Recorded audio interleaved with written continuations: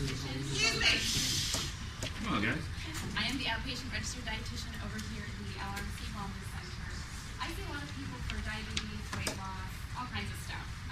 But this is actually what I really enjoy doing, is talking about weight loss. So I'm hoping this first part series that I'm going to do is going to give you guys tools that you can use on this journey. Okay, I hope to dispel some myths, and I love questions. So if you guys have questions, I totally enjoy that. Okay. So we're just going to jump right in. I did show this last year. How many of you guys were here last year? Yeah, I recognized your face. Okay, so a lot of the stuff I put in here is new, but there's a couple things that are similar to what I had last year. So I just want to share this. And I'm sorry for those of you who cannot see this, but it's a map of the United States that shows obesity trends over the past 25 years. So pay attention to this bottom part.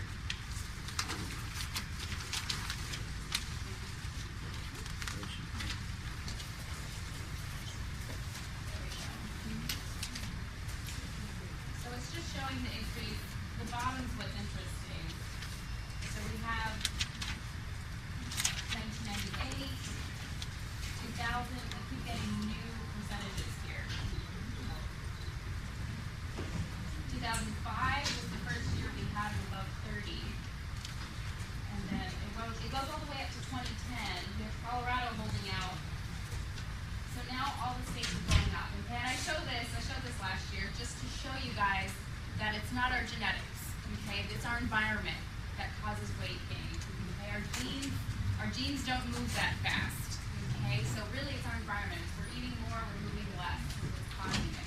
And you guys already know this. That's why you're here. That's why you're trying to make changes, right? So the first step is knowing where we are.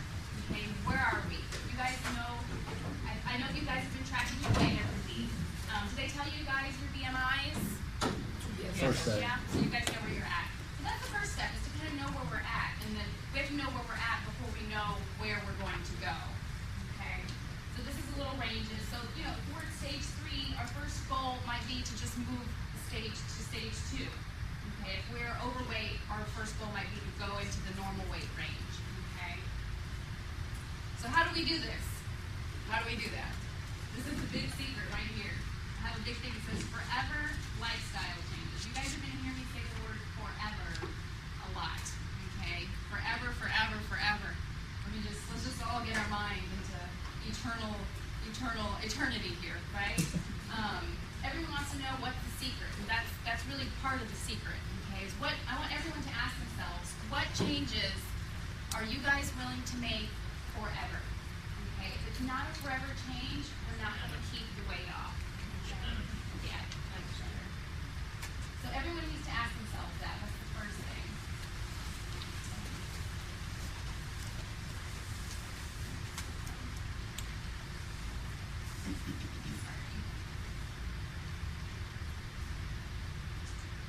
Make sure we iron out technical difficulties for next time.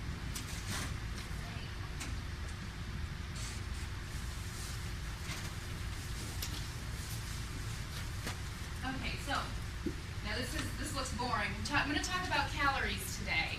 Okay, and some of you guys are like, oh, I just want to go to sleep at the word calories, but really this is very, very, very important. Okay, when it comes to weight loss, calories in, calories out. Okay, this is pretty much fundamental. Okay, it's not a big secret. That is the big secret. We have to expend more than we're taking in. Okay, so I want to go over some theory here. 1 pound of fat, okay, equals about 3,500 calories. Okay, so if you want to lose 1 pound of fat per week, that means you have to take in a negative 3,500 calories per week, theoretically. Okay, it's a little different for everybody, but so what does that mean? So per day, so 3,500 calories divided by 7 days a week is a negative 500 calories per day. Okay, that's actually a lot. That's a lot of calories. 500 calories per day is like a whole meal for some of us.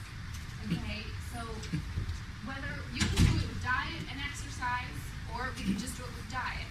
Okay, you can eat 500 calories less than you normally do, and or we can eat 250 calories less and burn 250 calories through exercise. Okay, for for me to burn 250 calories, I have to walk for an hour and a half. Okay, so that's a lot. That's a fair amount of exercise. I put here in big bold letters. I know you guys, some of you can't see this, but I put losing 1 to 2 pounds a week is a realistic, achievable, sustainable weight loss. Okay, 1 to 2 pounds a week.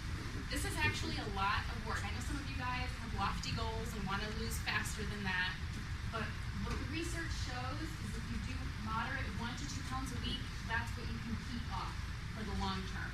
Okay, if you lose it really fast, the weight tends to just come back later. Okay, we weight cycle, and I don't want you guys to weight cycle. I want you guys to really be able to lose the weight and keep it off. Okay, that's the whole goal.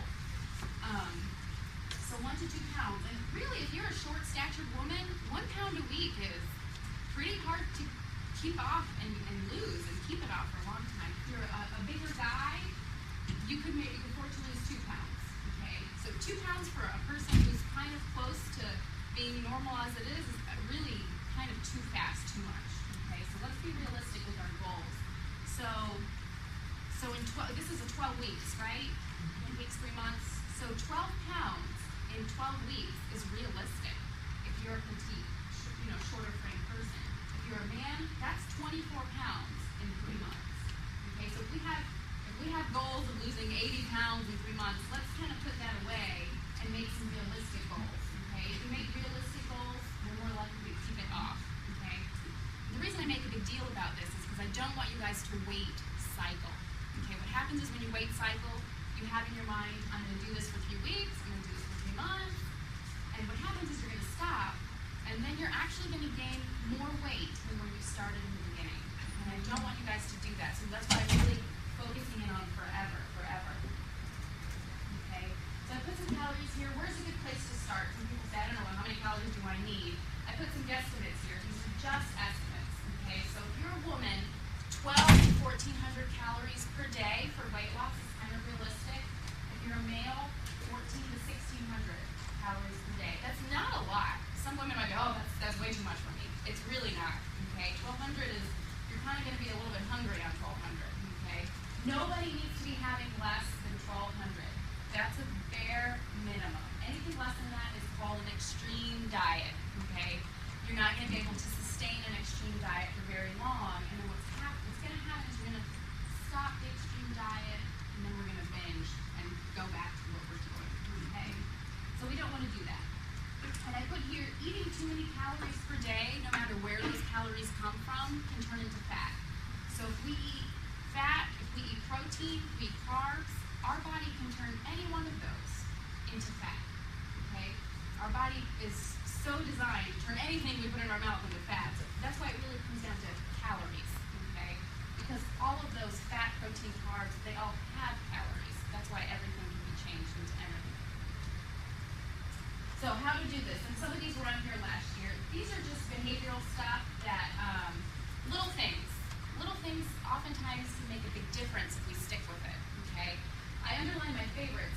One of my favorites is downsize your dishes, okay? I have dinosaur plates at my house.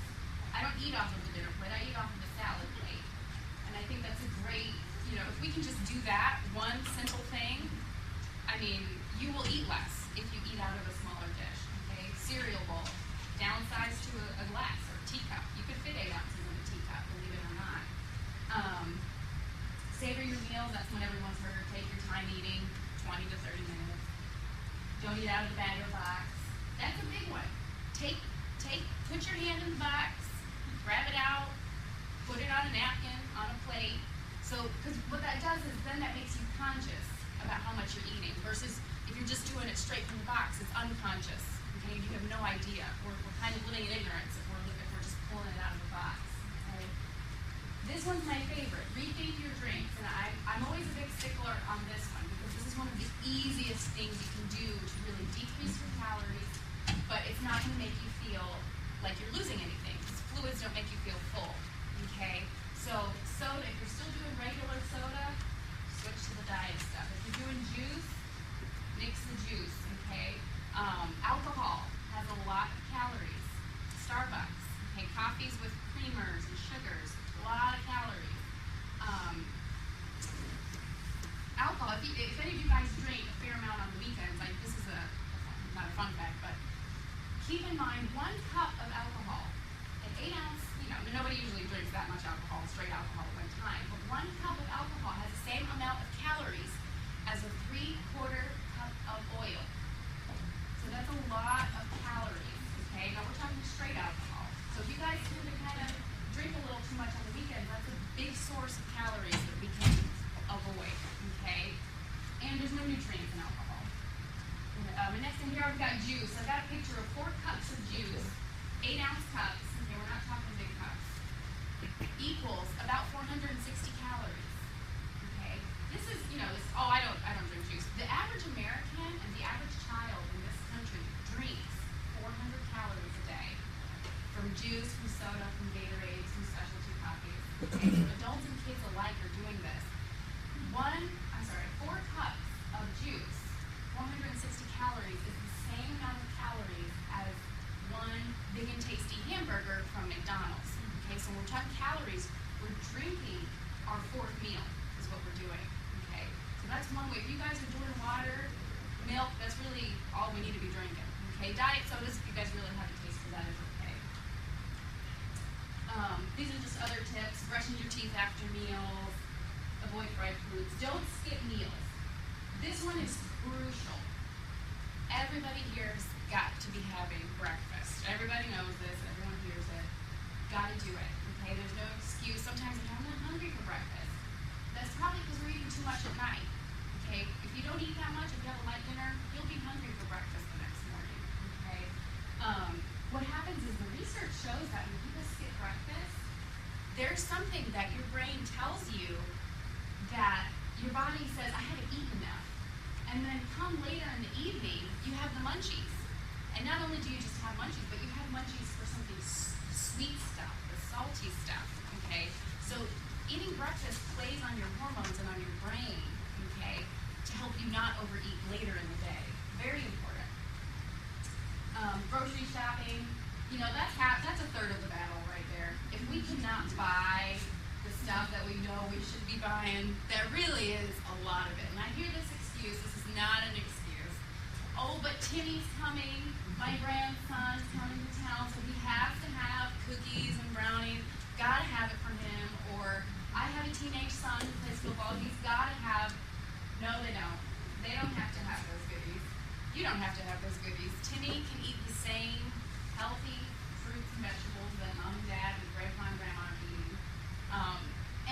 Really we have to, it has to, if you can help it be a family thing, if you guys, if your family's supportive and is open to trying new foods, it's more helpful to do it as a family, okay? We have to think, as a grandparent, I want to help Timmy make healthy choices.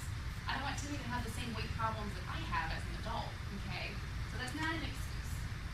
So grocery shopping is third the battle. Half of your cart should be produce, okay? Whether it's frozen, fresh, half of that cart should be fruits and veggies. You can buy it, bring it in the house, you're more likely to eat those fruits and vegetables if there's a ton there. You're like, oh no, it's going to go bad, I have to eat it. Okay, so buy it. And I put here fruits and vegetables in quantity. Only 20% of people in Lake County are eating enough fruits and vegetables. Okay, that's 1 in 5. That's not a whole lot. That means nobody's getting enough fiber, nobody's getting enough antioxidants. No excuse. If you guys are serious about losing weight, this is crucial. I have tried to follow a 1,200 calorie diet. I was hungry, okay? The only way I could not feel hungry and eat 1,200 calories was by eating a sizable quantity of vegetables, okay? It's the one food that makes you feel full and has low amount of calories, okay? And I put a little thing here. I have a little picture here. I'm comparing broccoli, 8 ounces of broccoli, 8 ounces of T-bone steak, and 8 ounces of chicken breast, okay? 8 ounces of broccoli is about, 60 calories? 8 ounces of steak, 538 calories. 8 ounces of lean chicken breast is 380 calories, okay? I put this here so you can really see the calorie difference between vegetables and other foods. And I put meats in particular because a lot of us think, I can eat all the meat I want all day, it doesn't turn into calories or fat in my body. It really does. It does. Anything can. Okay? A lot of the Atkins is really a big deal, and we'll go into that next time, but meat has calories. Just Just keep that in mind. Everything does. So unfortunately, except water. That's the only thing you don't have to count, right? So less meat, less desserts, less white bread, that stuff. Eating out. This one's one of my favorites here. Okay. Eating out is probably where most of us fall into trouble. Okay. The portions are huge. The numbers are outrageous. What I highly recommend all of you guys doing, most of us know how to use a computer. Every chain restaurant has all of their information online. Just Google Olive Garden. I was going to pull it up, but since we're having kind of technical difficulties, I won't. If you can go on their website, Google it, click on, there'll be a little button that says nutrition, and it will have every dish on the menu. Take 5 minutes to look it up. If there's a place that you and your family frequent, if you go to Chili's or if you go to McDonald's, check it out online. You will be shocked at some of the numbers that you see, okay? It's nice if you go beforehand, because then you can say, oh, I can order this, and I can stay within a normal amount of calories. You'd be surprised how many dishes have 1,200 calories in just one dish. Okay? Not to mention all the other stuff, but calories is kind of what we're going to focus on. So I highly recommend doing that. There's no excuse with all the technology that we have. There's no excuse not to go online and check it out. It takes 5 minutes, okay? Don't be afraid to make substitutions, split the meal. That's almost a must. If you're going to order something blind, you're going to go in there at a restaurant not having looked up, you got to split the meal. Okay? Don't beat and pat yourself on the back. That's something we all need to be doing. Skip dessert, skip appetizer, just stick with your meal. These are all ways to kind of help prevent us from going overboard. Okay? It's very easy to do when you go out to eat. It's like basically. Write it down. Who's heard of that book, 7 Habits of Highly Effective People? You guys heard of that? Yeah. And what they show is people that write down their goals actually achieve them. Okay? So write down your goals, whether it's in your journal, in your planner, in your smartphone. Write it down. Say, okay, I have a goal. 3 months, I'm going to lose 12 pounds.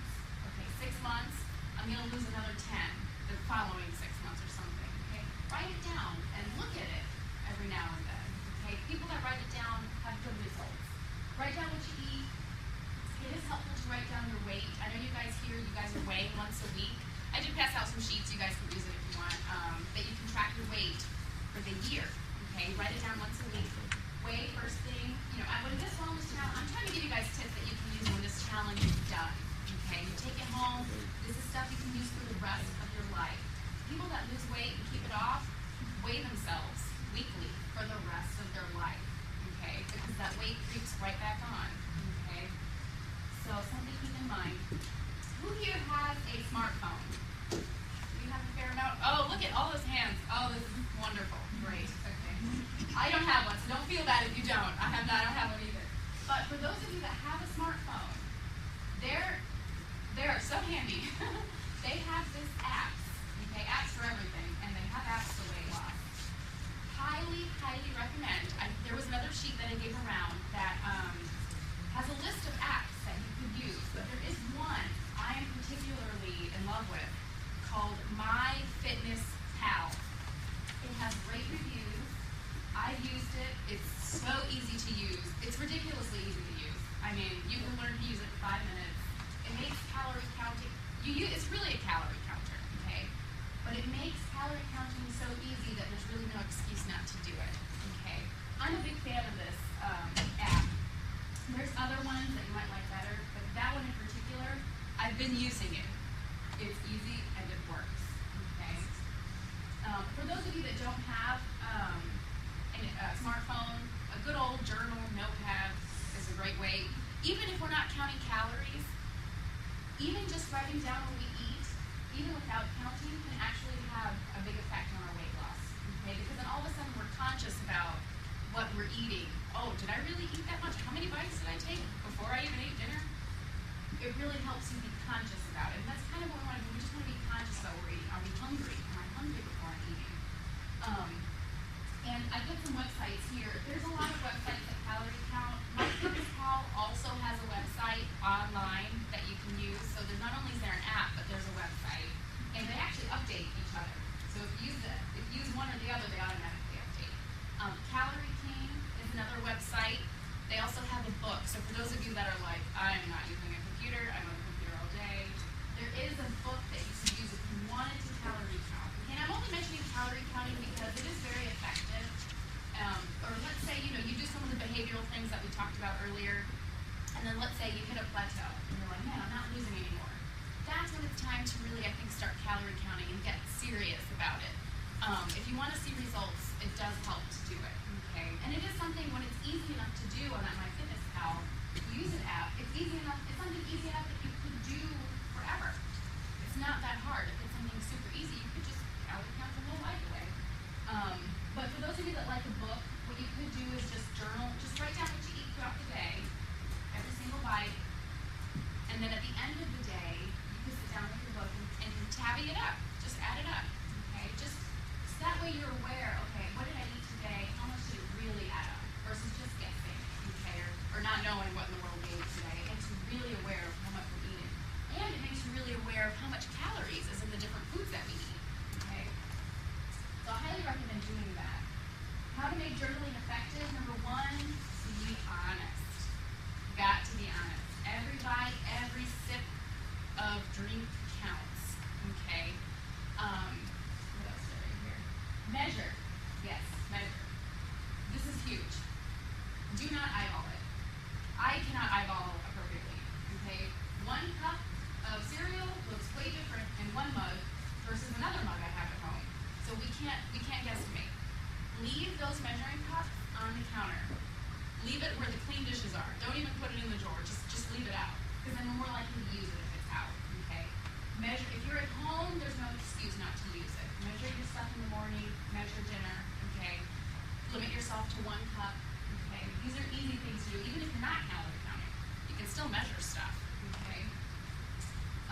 Write down your weight once a week. This is a good thing. It's kind of nice. It motivates you to see if you're making progress. Okay? And you see that. I think it's a motivator. So that's one of the beauties of writing it down. And take time to look back at your progress. Okay? It's almost useless to write stuff down if we're not looking back at it at least once a week and reflecting on that. And this is something, if you have the smartphone, it's great because, again, this MyFitnessPal, you put in your weight, your goals, you can put in your weight weekly, and it has little graphs you can look at if you're into that. And it doesn't just track calories, but it tracks all kinds of stuff. It tracks your nutrient intakes like fiber. It tracks, you can type in your exercise and it can give you a guesstimate of how many calories you burn. So it tracks all kinds of stuff. And what you can do is at the end of the week, it's got these little charts you can look at and it'll show you all the stuff that you've done over the whole week. Okay? This is next time. Now I have an embarrassing story to tell. I started using this MyFitnessPal because I found out about it, had good reviews, and I was telling some of my patients to use it. So I said, I need to learn how to use this myself. I'm going to be telling people to use it. So I started tracking my calories, just like I think you guys should try and do. And I found out one Saturday, I was having a good old time with my family. I had a normal breakfast. We had a lunch. It was my brother-in-law's birthday. We had a normal lunch. Everyone had a little individual cake, had some pita chips beforehand, went out to dinner at Boston Market. That's probably what tipped me over. I ate 2,400 calories that day. All the other days of the week, I ate 1,500 calories. And that's what I need to maintain my weight, is 1,500, give or take, calories. Okay? And that's pretty much what I eat every day. So this one Saturday, keep in mind I was not stuffing my face with donuts, french fries, and huge Alfredo sauce meals. I was not. I was eating normal foods, pretty normal portions. We just happened to go to a friend's house, had a snack here, had a snack there. I ate 900 calories more than what I needed in one day. So I was shocked at myself. I said, oh my gosh, I can't believe I did that. If I hadn't been writing it down and put it in a little thing, I would have never figured that out. So anyways, me as a dietitian, I said, wow, what if I did that once a month? What if once a month, on a Saturday, I ate 900 calories more than I needed and had a free day? I would gain 3 pounds a year if I did that one time a month. Okay, and in 25 years, I would gain 75 pounds. Okay, and that's how it happens, slowly but surely. So not to be too sobering today, but no free days, okay? Every day counts. You don't want to undo the hard work that you did the rest of the week in just one day, and you can really do that, trust me. And I could eat more than that 2,400 calories. I could really put it away if I felt like it. So be faithful, be every day. Do it for more than 3 months, guys. 3 months is kind of just a beginning, initial thing. You want to set goals for the next 5 years. Okay? And I don't congratulate people on their weight loss until they've kept it off for 5 years. Then you'll get a congratulations from me. And by then you would have changed your habits probably long enough that you stick with it. Okay? So that's all I've got for you guys today. Next time I'll be here is April 3. I'm going to be doing the Mythbusters. I'm going to be doing what supplements and diet do not work and may even be harmful to your health. Okay? And I'm actually really excited about this because I have found out some really crazy information that's kind of scary that I'm really excited to share. Okay? So that's pretty much all I've got. I know it's 12:30, right? That's the time I have to end. Okay. Does anyone have any questions about anything? Valerie, diet, fun stuff. We have one in here. Well, my biggest problem has been trying to use the different programs. They usually only have instant oatmeal. I don't use instant oatmeal. I'm supposed to make the difference as far as the... Well, Can you repeat the question? Oh, We can't hear. yeah, I can repeat it. She's asking some of the programs that she's tried using. She uses instant oatmeal, and I'm sorry, you don't use instant oatmeal. You use regular oatmeal. I know with MyFitnessPal, one thing you can do is they actually let you just put in your own calories. So you could read the label on the oatmeal that you cook on the stove and just portion it out and add the calories yourself. On that one, there's usually a lot of options that I'd be pretty surprised if you couldn't find it. You couldn't find that one. I would put in the calories yourself. And you know what, to be honest, it's probably, if we're talking calories, a half a cup of instant oatmeal, half a cup of stovetop oatmeal, probably got the same amount of calories anyway. So if in terms of counting, you can add the same one. It's going to be pretty much the same. But that's a good question. Sometimes it is hard to find certain foods. Sorry, I went back to that. Any other questions? Or if you have a personal question you want to